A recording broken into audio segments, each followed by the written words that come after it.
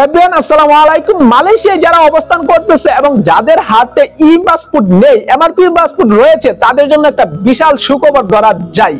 অর্থাৎ Bangladesh high commission Kuala Lumpur থেকে একটা অফিসিয়ালি ঘোষণা করা হয়েছে, এখন থেকে এমআরপি পাসপোর্ট করার জন্য আর আপনাকে আগের প্রসেসিং অবলম্বন করতে হবে না, এবং পুশলাদুর মাধ্যমে যে আবেদন করতে হতো সেই প্রসেসিংটা একেবারে বাতিল করে দেওয়া হয়েছে। এবং নতুন চুক্তি স্বাক্ষরিত হয়েছে ইএসকেএল যে মালয়েশিয়ান প্রতিষ্ঠানটি রয়েছে তার সাথে। আর আমরা জানি যে ইএসকেএল খুব ফাস্ট কাজ করে এবং কতটা সুবিধা দেয় প্রবাসীদেরকে।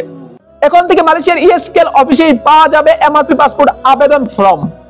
অর্থাৎ সেখান থেকে আপনি আবেদন করতে পারবেন, প্রসেসিং করবেন এবং তারাই আপনার হাতে এমআরপি পাসপোর্ট দিয়ে দেবে।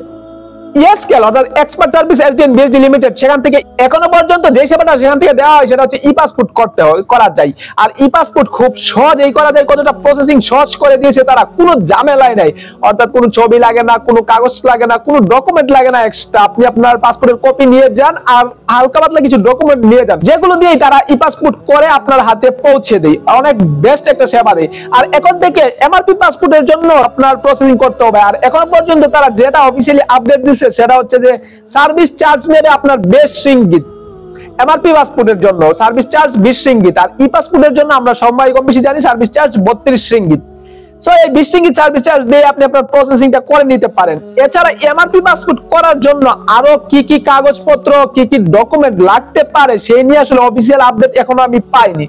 যদি অফিসিয়াল আপডেটটা পাই যে আসলে কি কি কাগজপত্র লাগতে পারে, তাহলে আমি সেটা অবশ্যই এক্সপ্লেইন করব। শীঘ্রই সেই অফিসিয়াল আপডেট চলে আসতে পারে, ইএসকেএল থেকে একটা অফিসিয়াল আপডেট দিয়ে দিতে পারে। যেহেতু বাংলাদেশ হাই কমিশন কুয়ালালামপুর থেকে চুক্তি সম্পন্ন হয়ে গেছে যে ইএসকেএল থেকে এখন থেকে এমআরপি পাসপোর্ট করা যাবে, এমআরপি পাসপোর্ট প্রসেসিং করা যাবে, তাই খুব শীঘ্রই ইএসকেএল থেকে অফিসিয়ালি আপডেট চলে আসবে যে এমআরপি পাসপোর্ট করতে কি কি লাগে, কত টাকা লাগতে পারে, কত টাকা ফি লাগতে পারে, এবং কিভাবে প্রসেসিং করবে, কি কি ডকুমেন্ট লাগতে পারে, কি কি ছবি লাগতে পারে, আর পাসপোর্টের কপি লাগতে পারে কিনা, বা ন্যাশনাল আইডি লাগতে পারে কিনা, এই সব কিছু নিয়ে তারা অফিসিয়াল একটা আপডেট দিবে।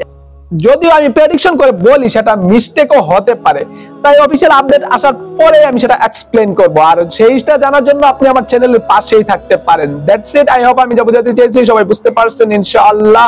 Thanks for watching. আল্লাহ হাফেজ।